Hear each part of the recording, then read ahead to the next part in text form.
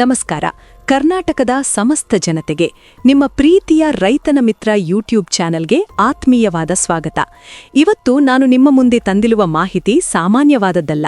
ಇದು ರಾಜ್ಯದ ಕೋಟ್ಯಾಂತರ ತಾಯಂದಿರ ಮತ್ತು ರೇಷನ್ ಕಾರ್ಡ್ ಹೊಂದಿರುವ ಪ್ರತಿಯೊಂದು ಬಡ ಕುಟುಂಬದ ಬದುಕಿಗೆ ಸಂಬಂಧಿಸಿದ ಅತಿ ದೊಡ್ಡ ಸುದ್ದಿ. ಕಳೆದ ಹಲವು ತಿಂಗಳಿಂದ ರಾಜ್ಯದ ಮಹಿಳೆಯರು ಒಂದು ದೊಡ್ಡ ಪ್ರಶ್ನೆಯನ್ನ ಕೇಳ್ತಾ ಇದ್ರು. ಅದೇನಪ್ಪಾ ಅಂದ್ರೆ ಗೃಹಲಕ್ಷ್ಮಿ ಯೋಜನೆಯ ಹಣ ಯಾವಾಗ ಬರುತ್ತೆ ಅಂತ. ಆ ಕಾಯುವಿಕೆಗೆ ಈಗ ಒಂದು ಸುಂದರವಾದ ಅಂತ್ಯ ಸಿಕ್ಕಿದೆ. ನಾಳೆ ಗುರುವಾರ ಏಪ್ರಿಲ್ 9ರಂದು ನಿಮ್ಮ ಮೊಬೈಲ್ಗೆ ಹಣ ಜಮೆಯಾದ ಮೆಸೇಜ್ ಬರೋದು ಗ್ಯಾರಂಟಿ. ಆದ್ರೆ ಈ ಬಾರಿ ಸರ್ಕಾರ ಬರೀ 2,000 ರೂಪಾಯಿ ಹಾಕ್ತಾ ಇಲ್ಲ, ಬದಲಾಗಿ 3 ತಿಂಗಳ ಬಾಕಿ ಇರುವ ಒಟ್ಟು 6,000 ರೂಪಾಯಿಗಳನ್ನು ಒಟ್ಟಿಗೆ ಬಿಡುಗಡೆ ಮಾಡ್ತಾ ಇದೆ. ಈ 6,000 ರೂಪಾಯಿ ಯಾರಿಗೆ ಬರುತ್ತೆ, ಯಾವ ಜಿಲ್ಲೆಯವರಿಗೆ ಮೊದಲು ಬರುತ್ತೆ ಮತ್ತು ಯಾರಿಗೆ ಹಣ ಬರೋದಿಲ್ಲ ಅನ್ನೋದನ್ನ ನಾನೀಗ ಎಳೆಯಾಗಿ ಬಿಡಿಸಿ ಹೇಳ್ತೀನಿ. ದಯವಿಟ್ಟು ಈ ವಿಡಿಯೋನ ಪೂರ್ತಿಯಾಗಿ ಕೇಳಿಸ್ಕೊಳ್ಳಿ, ಯಾಕೆಂದ್ರೆ ಇದರಲ್ಲಿ ನಿಮ್ಮ ರೇಷನ್ ಕಾರ್ಡ್ ಮತ್ತು ಆಧಾರ್ ಕಾರ್ಡ್ ಬಗ್ಗೆಯೂ ಕೂಡ ಬಹಳ ಮುಖ್ಯವಾದ ಮಾಹಿತಿಗಳಿವೆ.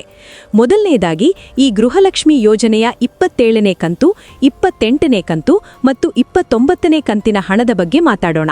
ಸರ್ಕಾರ ಈಗಾಗಲೇ ಅಧಿಕೃತವಾಗಿ ಆದೇಶ ಹೊರಡಿಸಿದೆ. ಏಪ್ರಿಲ್ 9ರಂದು ಕರ್ನಾಟಕದ 27 ಜಿಲ್ಲೆಗಳಲ್ಲಿ ಏಕಕಾಲಕ್ಕೆ ಹಣ ಬಿಡುಗಡೆ ಆಗಲಿದೆ. ಆ ಜಿಲ್ಲೆಗಳ ಹೆಸರುಗಳನ್ನ ನಾನೀಗ ಹೇಳ್ತೀನಿ. ನಿಮ್ಮ ಜಿಲ್ಲೆ ಇದರಲ್ಲಿ ಇದೆಯಾ ಅಂತ ಗಮನ ಇಟ್ಟು ಕೇಳಿ. ಬೆಂಗಳೂರು ನಗರ, ಬೆಂಗಳೂರು ಗ್ರಾಮಾಂತರ, ರಾಮನಗರ ಜಿಲ್ಲೆ, ಚಿಕ್ಕಬಳ್ಳಾಪುರ, ಚಿತ್ರದುರ್ಗ, ದಾವಣಗೆರೆ, ಕೋಲಾರ, ಶಿವಮೊಗ್ಗ, ತುಮಕೂರು, ಬಳ್ಳಾರಿ, ಬೀದರ್, ಕಲಬುರ್ಗಿ, ಕೊಪ್ಪಳ, ರಾಯಚೂರು, ಯಾದಗಿರಿ, ವಿಜಯನಗರ, ಬಾಗಲಕೋಟೆ, ಬೆಳಗಾವಿ, ವಿಜಯಪುರ, ಧಾರವಾಡ, ಗದಗ, ಹಾವೇರಿ, ಉತ್ತರ ಕನ್ನಡ, ಚಾಮರಾಜನಗರ, ಚಿಕ್ಕಮಗಳೂರು, ದಕ್ಷಿಣ ಕನ್ನಡ, ಹಾಸನ, ಕೊಡಗು, ಮಂಡ್ಯ, ಮೈಸೂರು ಮತ್ತು ಉಡುಪಿ. ಈ ಎಲ್ಲ ಜಿಲ್ಲೆಗಳ ಫಲಾನುಭವಿಗಳಿಗೆ ನಾಳೆಯಿಂದ ಹಣ ವರ್ಗಾವಣೆ ಶುರುವಾಗಲಿದೆ.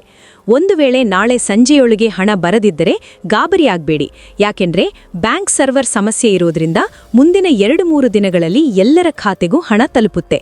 ಆದರೆ ಇಲ್ಲಿ ಒಂದು ಕಹಿ ಸುದ್ದಿ ಕೂಡ ಇದೆ.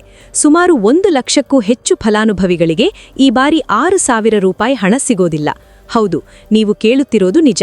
ಸರ್ಕಾರ ಈಗ ಹೊಸದಾಗಿ 5 ಕಟ್ಟುನಿಟ್ಟಿನ ನಿಯಮಗಳನ್ನು ಜಾರಿಗೆ ತಂದಿದೆ. ನೀವು ಎಷ್ಟೇ ವರ್ಷದಿಂದ ಹಣ ಪಡಿತಾ ಇದ್ರೂ ಕೂಡ ಈ ನಿಯಮಗಳನ್ನ ಪಾಲಿಸದಿದ್ದರೆ ನಿಮ್ಮ ಹೆಸರು ಲಿಸ್ಟ್ನಿಂದ ಡಿಲೀಟ್ ಆಗುತ್ತೆ. ಮೊದಲ ನಿಯಮ ಏನಪ್ಪಾ ಅಂದ್ರೆ ರೇಷನ್ ಕಾರ್ಡ್ KYC. ನಿಮ್ಮ ಮನೆಯಲ್ಲಿ ಎಷ್ಟು ಜನ ಸದಸ್ಯರಿದ್ದಾರೋ ಅವರೆಲ್ಲರ ಆಧಾರ್ ಕಾರ್ಡ್ ರೇಷನ್ ಕಾರ್ಡ್ಗೆ ಕಡ್ಡಾಯವಾಗಿ ಲಿಂಕ್ ಆಗಿರಬೇಕು. ರೇಷನ್ ಅಂಗಡಿಗೆ ಹೋಗಿ ಹೆಬ್ಬೆಟ್ಟು ಕೊಟ್ಟು KYC ಮಾಡಿಸದಿದ್ದರೆ ಗೃಹಲಕ್ಷ್ಮಿ ಹಣ ಬರೋದು ನಿಂತು ಹೋಗುತ್ತೆ. ಎರಡನೇ ನಿಯಮ ಅಂದ್ರೆ ನೀವು ಕಳೆದ 3 ತಿಂಗಳಿಂದ ರೇಷನ್ ಅಂಗಡಿಯಲ್ಲಿ ಅಕ್ಕಿ ತಗೊಂಡಿಲ್ಲ ಅಂದ್ರೆ ನಿಮ್ಮ ಕಾರ್ಡ್ ಇನ್ಆಕ್ಟಿವ್ ಆಗುತ್ತೆ. ಕಾರ್ಡ್ ಇನ್ಆಕ್ಟಿವ್ ಆದ್ರೆ ಗೃಹಲಕ್ಷ್ಮಿ ಹಣ ಬರೋದಿಲ್ಲ. ಮೂರನೇ ವಿಷಯ ಆಧಾರ್ ಕಾರ್ಡ್ ಅಪ್ಡೇಟ್. ನಿಮ್ಮ ಆಧಾರ್ ಕಾರ್ಡ್ ಮಾಡಿ 15 ವರ್ಷ ಕಳೆದಿದ್ರೆ ತಕ್ಷಣ ಆಧಾರ್ ಕೇಂದ್ರಕ್ಕೆ ಹೋಗಿ ಅಪ್ಡೇಟ್ ಮಾಡಿಸಿಕೊಳ್ಳಿ. 4ನೇ ನಿಯಮ ಆದಾಯಕ್ಕೆ ಸಂಬಂಧಿಸಿದ್ದು. ನಿಮ್ಮ ಕುಟುಂಬದ ವಾರ್ಷಿಕ ಆದಾಯ 7 ಲಕ್ಷ ರೂಪಾಯಿಗಿಂತ ಜಾಸ್ತಿ ಇದ್ರೆ ನಿಮಗೆ ಹಣ ಸಿಗಲ್ಲ. ಕೊನೆಯವಾಗಿ ಮನೆಯಲ್ಲಿ ಯಾರಾದರೂ ಸರ್ಕಾರಿ ಕೆಲಸದಲ್ಲಿದ್ರೆ ಅಂಥವರಿಗೂ ಈ ಯೋಜನೆಯ ಲಾಭ ಸಿಗೋದಿಲ್ಲ. ಇನ್ನು ರೇಷನ್ ಕಾರ್ಡ್ ವಿಚಾರಕ್ಕೆ ಬರೋಣ. ಸರ್ಕಾರ ಈಗ ಹೊಸ ರೇಷನ್ ಕಾರ್ಡ್ಗೆ ಅರ್ಜಿ ಸಲ್ಲಿಸಲು ಅವಕಾಶ ಮಾಡಿಕೊಟ್ಟಿದೆ. ಸುಮಾರು 1.5 ಲಕ್ಷ ಹೊಸ ಕಾರ್ಡ್ಗಳನ್ನು ವಿತರಿಸಲು ಸರ್ಕಾರ ಸಿದ್ಧತೆ ನಡೆಸಿದೆ. ಯಾರೆಲ್ಲ ಹೊಸ ಮದುವೆಯಾಗಿದ್ದೀರೋ ಅಥವಾ ಕುಟುಂಬದಿಂದ ಬೇರೆಯಾಗಿದ್ದೀರೋ ಅವರು ಈ ಅವಕಾಶವನ್ನ ಬಳಸಿಕೊಳ್ಳಬಹುದು. ಇದರ ಜೊತೆಗೆ ಏಪ್ರಿಲ್ 10ರ ನಂತರ ರಾಜ್ಯದ ಜನತೆಗೆ ಮತ್ತೊಂದು ಗಿಫ್ಟ್ ಕಾದಿದೆ. ಅದೇನಪ್ಪಾ ಅಂದ್ರೆ ಅನ್ನಭಾಗ್ಯ ಯೋಜನೆಯಾಡಿ ಅಕ್ಕಿಯ ಜೊತೆಗೆ ಉಚಿತವಾಗಿ ಅಡುಗೆ ಕಿಟ್ ಸಿಗಲಿದೆ. ಇದರಲ್ಲಿ ಎಣ್ಣೆ, ಬೇಳೆ, ಸಕ್ಕರೆ ಸೇರಿದಂತೆ 5 ಮುಖ್ಯವಾದ ದಿನಸಿ ಪದಾರ್ಥಗಳು ಇರುತ್ತವೆ. ರೇಷನ್ ಅಂಗಡಿಯಲ್ಲಿ ಬೆರಳಚ್ಚು ಅಂದ್ರೆ ಥಂಬ್ ಬೀಳದಿದ್ರೂ ಕೂಡ ನಿಮಗೆ ಅಕ್ಕಿ ಮತ್ತು ಕಿಟ್ ಕೊಡಲೇಬೇಕು ಅಂತ ಸರ್ಕಾರ ಆರ್ಡರ್ ಮಾಡಿದೆ. ಇದು ನಿಜಕ್ಕೂ ಒಂದು ಸಮಾಧಾನಕರ ವಿಷಯ. ಗೆಳೆಯರೇ, ನಾವು ರೈತನ ಮಿತ್ರ ಚಾನೆಲ್ ಮೂಲಕ ಯಾವಾಗಲೂ ನಿಮಗೆ ನೇರವಾದ ಮತ್ತು ಸತ್ಯವಾದ ಮಾಹಿತಿಯನ್ನ ನೀಡಲು ಪ್ರಯತ್ನಿಸುತ್ತೇವೆ. ನೀವು ಈ ಮಾಹಿತಿಯನ್ನ ಬರೀ ನೀವೊಬ್ಬರೇ ತಿಳ್ಕೊಂಡ್ರೆ ಸಾಲದು. ನಿಮ್ಮ ಊರಿನಲ್ಲಿರುವ ಎಲ್ಲಾ ಸಂಘ ಸಂಸ್ಥೆಗಳಿಗೆ, ಸ್ತ್ರೀ ಶಕ್ತಿ ಸಂಘನ ಮಹಿಳೆಯರಿಗೆ ಮತ್ತು ನಿಮ್ಮ ಸ್ನೇಹಿತರಿಗೆ ಈ ವಿಡಿಯೋನ ಶೇರ್ ಮಾಡಿ. ಯಾಕೆಂದ್ರೆ ಬಹಳಷ್ಟು ಜನರಿಗೆ KYC ಅಂದ್ರೆ ಏನು ಅನ್ನೋದೇ ಗೊತ್ತಿರಲ್ಲ. ಅಂಥವರಿಗೆ ನಿಮ್ಮ ಶೇರಿಂದ ಸಹಾಯವಾಗುತ್ತೆ. ನಿಮ್ಮ ಬ್ಯಾಂಕ್ ಖಾತೆಗೆ ಈ ಹಿಂದೆ ಹಣ ಬಂದಿದ್ಯಾ ಇಲ್ಲವಾ ಅನ್ನೋದನ್ನ ನಮಗೆ ಕಮೆಂಟ್ ಕಮೆಂಟ್ ಮಾಡಿ ತಿಳಿಸಿ. ಒಂದು ವೇಳೆ ನಿಮ್ಮ ಅಪ್ಲಿಕೇಶನ್ ರಿಜೆಕ್ಟ್ ಆಗಿದ್ರೆ ಅದಕ್ಕೆ ಏನು ಮಾಡಬೇಕು ಅನ್ನೋದನ್ನ ಮುಂದಿನ ವಿಡಿಯೋದಲ್ಲಿ ನಾನು ವಿವರವಾಗಿ ಹೇಳ್ತೀನಿ. ಈಗ ಇನ್ನೊಂದು ಮುಖ್ಯವಾದ ಅಪ್ಡೇಟ್ ಕೊಡೋಣ. ಸರ್ಕಾರ ಈಗ ಮನೆ ಮನೆಗೆ ಅಧಿಕಾರಿಗಳನ್ನ ಕಳುಹಿ ಪರಿಶೀಲನೆ ಮಾಡ್ತಾ ಇದೆ.